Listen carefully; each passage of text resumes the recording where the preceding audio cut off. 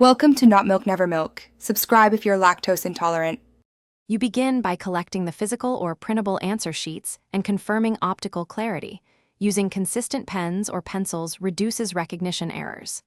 Open Zipgrade online and sign in, then create or select the class and test. Once done, upload or enter the answer key and choose any test versions you need. This tells the system how to score. Make sure to name the test clearly so you can find it later, because accurate initial setup speeds the rest of the process and prevents rescans. You now scan or upload student response images, hold the camera steady, and align the sheet to avoid skew that causes misreads. Once scanned, Zipgrade Online performs automated scoring and highlights any low confidence or ambiguous bubbles. Review those flagged responses and make manual corrections where needed, because human review catches subtle marks. After you adjust errors, save the changes to update scores and reports, and if several scans show the same issue, tweak scanning technique or template settings to reduce future corrections.